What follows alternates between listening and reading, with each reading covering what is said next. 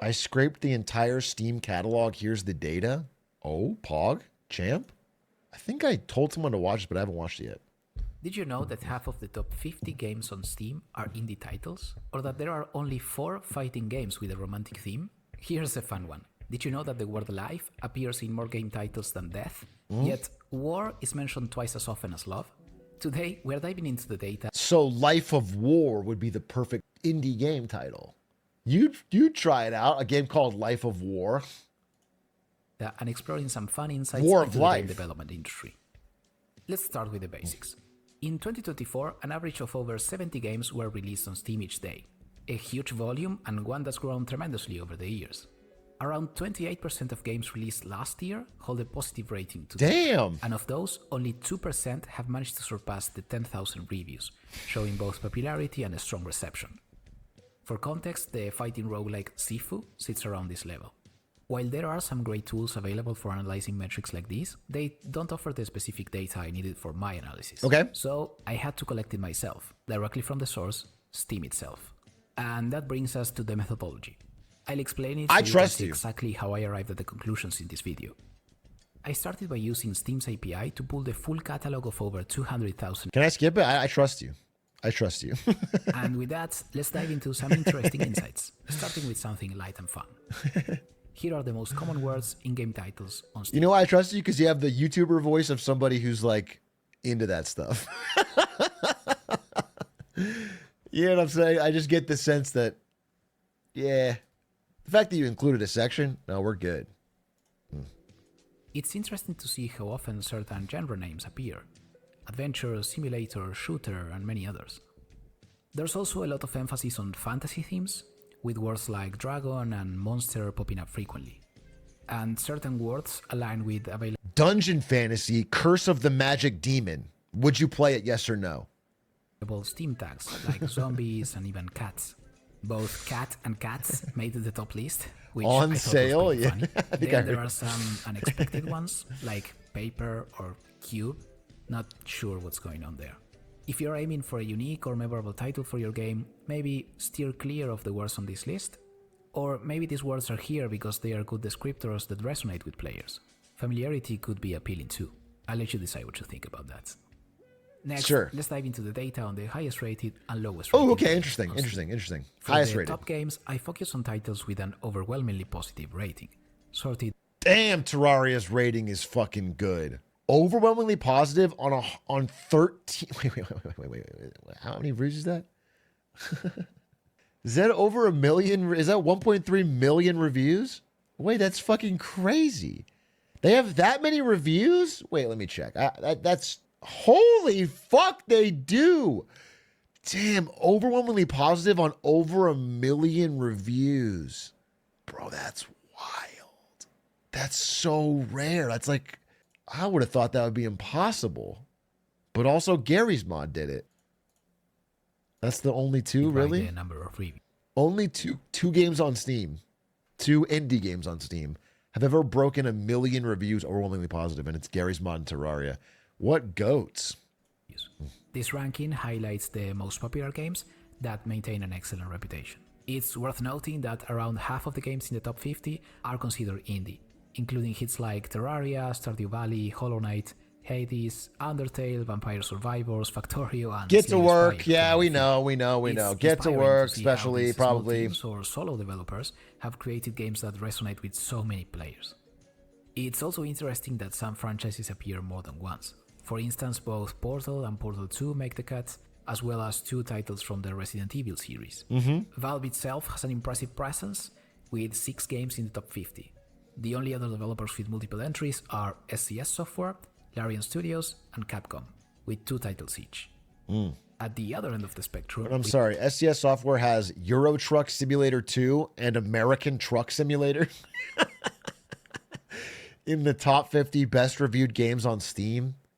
Damn, people love trucks. People just fucking love trucks, dude. Some human beings just fucking love the idea of driving a big old truck.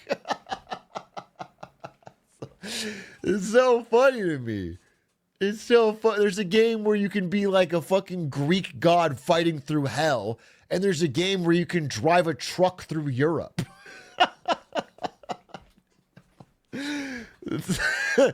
They're two of the highest rated games of all time. I guess, I mean, there's not much different. You know, you could be playing a Greek truck driver driving through Europe, which is the real life version of hell. It's like basically the same game, actually, now that I break it down. Studios and Capcom, with 2 titles each. At the other end of the spectrum, we have the lowest rated games. Remarkably, only 12 games on Steam have an overwhelmingly negative score.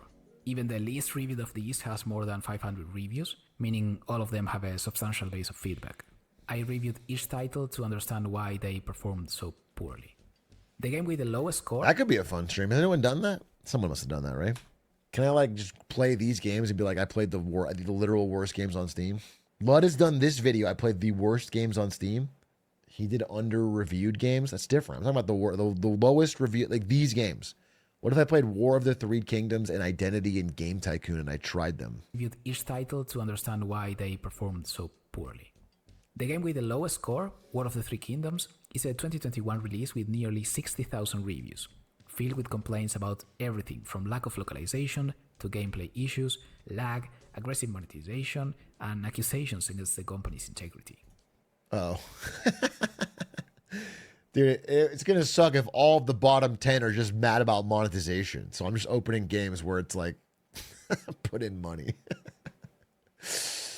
In several of these low-ranked games, players felt misled or scammed by paying for what they perceived as unfinished or poorly executed projects. Many of these games also face severe technical problems, with frequent mentions of bugs and crashes.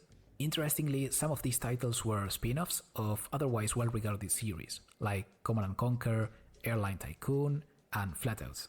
Then there's Uriel's Chasm, which earned kind of a cult status for its bizarre, chaotic gameplay that most players found impossible to enjoy. There's much to learn from both top-rated and low-rated games alike. Kind of want to try that let's one. move into discussing untapped opportunities and unique ideas for games. I was curious whether there are Maybe I'll try it on Saturday. That could be fun. fun. Or other properties that are The still worst games on underexplored. Steam. For instance, are there any rhythm-based shooters out there? What about games that combine sports with a sci-fi setting? To explore this, I turned to data from Steam tags. Steam offers a total of 447 predefined tags, which are added by both developers and players. I organized these tags further, subdividing them into categories based on my own interpretation to better analyze potential patterns. Okay. I first focus on combinations of 2 genres to identify original or underexplored ideas. To keep the results meaningful, I only included games with more than 10 reviews. Oh, like and mixing games? on the Dude, most I'm going to give this idea for free because Isto's not going to make it. But this is an idea I think is so fire. And I'm freely giving it out. This is for free. And this idea I think would fucking bang. TFT meets Slay the Spire. Boom. It's an auto battler roguelike where you're building your little auto battler army and you upgrade it through the roguelike run. It's not the Bazaar. It's nothing like the Bazaar. It's an auto battler. Like it has little units on a fucking tactical board. They fight for you like an army. It would be really cool if it was like an army, 2 armies fighting. No, Super Autopets is a multiplayer game and it doesn't have like a map or a store or anything to choose from. It's not Super Autopets. No, it's not Super Autopets. It's more like, does TFT have single player? No, it's like single player TFT. Perfect example. It's like single player TFT. You like make a board of units and heroes, and then you can get more units and heroes for your auto battler. Almost like an auto battler Hades or something, really, where it's like you have, I think that game would be fucking cool. The Last Flame is that. Let's see. The Last Flame. Okay, this might actually be that. This might actually be that. It doesn't, I mean, it looks ugly, which is, in my mind, it's beautiful. This might be it. Yeah, I mean, there's like, yeah, roguelike elements where you pick items and stuff. Enhance your build. Yeah, this just looks like kind of unpolished. But this is the idea, I think. Maybe it has too much going on. But I think one where it's more of like soldiers fighting soldiers would be cool. And you don't control them. They just fight themselves. But you set up the army in the way you want. I think that'd be fucking cool. What's its rating? Pretty good. Mostly, maybe I'll try this. This would be fun to try. Very positive, 2,000 reviews. That's pretty fucking good. Kind of like Tabs. Yeah, kind of like a roguelike Tabs with a story. Yeah, that'd be cool. This is it with mechs. Mechabellum. This looks pretty cool. 12,000 positive reviews. Upgrade your mechs. Do they fight on their own? Okay, this seems kind of fucking sick. This sort of seems like what I was thinking, to be honest. And it looks pretty polished, too. Can I watch some gameplay? So you just put these troops down, and you're not controlling them at all. And you're just building your better army. Deploy a diverse array of units. That's pretty cool. Upgrade, and command them. Okay, so what I'm thinking is you steal this, and you download it, and you just reskin it to be like ancient Rome or something. That's sort of my idea then. Like an asset flip. I think that'd be cool as hell. Isn't Plants vs. Zombies kind of like this? Your brain is rotting out of your ear. Your brain is rotting out of your ear, bro. Guy who's only played Plants vs. Zombies. Getting real Plants vs. Zombies vibes from this game about fucking mechs, which is not a tower defense game. I want to finish that video. We were right at the end. Popular genres, excluding the extremely niche ones that would add unnecessary noise. Each point on the graph represents a pair of genres. On the horizontal axis, I plotted the number of games in at least one of the two genres. This gives an idea of the individual popularity of the genres. If one of them is strong, the number goes up, and if both are popular, the plot point will end up on the far right. On the vertical axis, we see how many games are tagged with both genres simultaneously, which shows the opportunities. The lower the point, the more novel the combination, as fewer games share both genres. In summary, the most interesting opportunities are the ones that are farther down to the right, where both genres are popular but the combination is rare. For example, there are only 3 platformer auto battlers, and none seem a platformer auto battler doesn't make any sense. Wait, how can you be an auto battler platformer? I can't even picture it. It's like you set Mario up and then he auto... It's kind of like Plants vs. Zombies. particularly well known. There are 14 card game shooters, with Friends vs. Friends being the most famous. Team card game shooters. That's crazy. Which I hadn't heard of before, but it looks pretty fun. Then there are just 3 rhythm-based tower defense games. I could probably spend hours analyzing this graph. Instead, I link an interactive version in the video description so you can explore other combinations on your own and move on to talk about themes. Most common themes in games are fairly predictable, with a strong focus on fantasy and sci-fi settings. This is reflected in the frequent use of words like magic, monsters, space, or worlds in the titles of many games. Focusing on the 20 most popular themes, I explored combinations of these with different genres. With the top genres, it seems nearly all themes are well explored. Keep in mind though that not all themes have tags on Steam, so there's a selection bias at play. Sure. A few combinations stand out. There are only 4 romance fighting titles, Romance with fighting Troublemaker being the most well known. While this pairing might not attract the typical audience, there's definitely a niche for players who enjoy both. Another interesting combination is cooking games in a sci-fi setting, with around 10 games.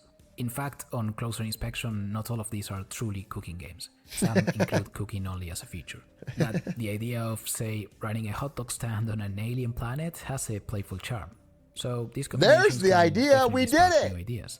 We landed on it. I also reviewed genre combinations Alien with tags glizzies. related to dimensions, like 2D and 3D, and perspectives, like first person and third person. But it's probably best if you explore the data yourself. I'll link to all. Honestly, a game where you play as a hot dog stand owner on an alien planet could be really fun. You know, it's like the TCG card owner simulator, but it's just like hot dog stand simulator on fucking Xanthor 5. And like aliens are coming, all these kooky alien characters are coming in and out. That could be fun. Glizzy Galaxy, you could call it. Wait, Glizzy Galaxy might sell like hotcakes. Of these charts. One trend worth noting though is the steady rise in 3D releases. New 3D titles are now being launched almost as frequently as 2D ones. Let's take a brief pause from discussing video game genres to explore female and LGBTQ plus representation within the data. Asmongold! I need your help! Ring the bell! We need Asmongold! Sound the alarms! Defense! The shields! Around 10% of games on Steam are tagged with female protagonist, a number that seems surprisingly low. I had expected this percentage to show a steady growth over the years, but interestingly the trend isn't so clear. I thought DEI had taken over all of our games. Wait, I was quite certain that it was 98% of all new games were being forced down my throat with a female protagonist. That's something I thought it was dominating. This data must be woke. I thought for sure it was like impossible to find a single game that would allow me to be me. In contrast, LGBTQ plus representation shows a much clearer upward trend, with tagged games tripling in proportion over the past decade. The oldest title with this tag is Secret of the Magic Crystals from 2010, a game about breeding horses, I think. Moving on, let's dive into a specific genre of Gay games horses. that has piqued my interest as a player over the last few years. Card games, particularly Love roguelike card games. games. My favorite game in this genre, and perhaps even in general, is Slay the Spire. I've always thought it is a well-crafted Slay the Spire, a perfect game, by the way. A perfect game. A rare 10 out of 10 perfect game. No notes. They did it. They crushed it. It's fire. I love it. Ari loves it. We both put a zillion hours in. It's flawless. It's beautiful. It's different. The art style's different. It blazed its own trail. It's awesome. Perfect game. For people who like this kind of game, it just scratches that itch, man. What a fire game. fusion of genres, and I have often wondered if it was the catalyst for the rise of roguelike deck builders.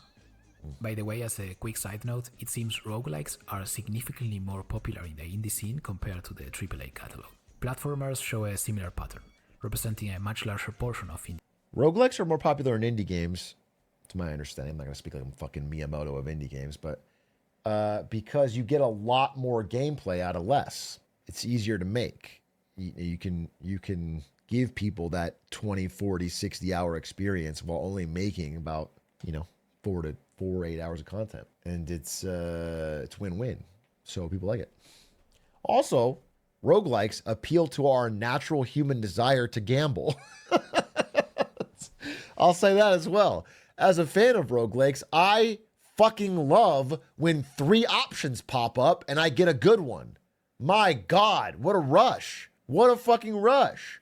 I would love it in real life. Every time I fucking rounded a corner or ate breakfast, 3 options popped up and maybe I could get a +10 bonus to my running speed that day or some shit. That's all. I love high rolling. I fucking love that. Indie games. Now, returning to roguelike deck builders in particular, I structured my analysis based on a framework from a study I found, which I think is excellent. I'll link that study and other references in the video description if you'd like to dive deeper. This graph shows the proportion of games on Steam that can be classified as roguelike deck builders over the past 10 years. This is based on game tags. Some of them are really helpful in pinpointing this subgenre. It's Damn, we got a lot of roguelike deck builders, huh? clear that Slay the Spire had a massive influence. Its release in January 2019 sparked a significant rise in the number of games in this category. And in less than 5 years, the genre's presence in the Steam catalog grew by 5 times. When we examine the popularity of these games, measured by review counts, we see that while the genre has grown, most titles still remain relatively niche, accumulating fewer than 100 reviews. However, there are some standout successes, like Inscription and Balatro. Interestingly, the red dot in the graph represents War of the Three Kingdoms, the lowest rated game on Steam, which we discussed earlier. For those of you who are as hooked on this genre as I am, I've put together a graph showcasing some of the best roguelike deck builds. Slay the Spire, Inscription. You guys can't see that covering it. Slay the Spire and Inscription are beneath my camera. Then it's Balatro in 3rd place. And then it's Monster Train, Loop Hero, Griftlands. I never heard of these. Would I like Griftlands if I liked these 3 games? Would I like Monster Train? Would I like... builders out there. These are the 20 games that balance both user rating and popularity the best. I've played many of them and can confirm they are fantastic. The rest will likely be my next addiction. If you have suggestions for other analysis, questions about the methodology, or if you spot any errors, feel free to reach out on Discord or in the comments. I'll update the description or maybe the pinned comment. Cool video. Always like to learn more. Always like to learn more. Shit's fucking gas. But unfortunately, the learning for day is over. Thanks for watching.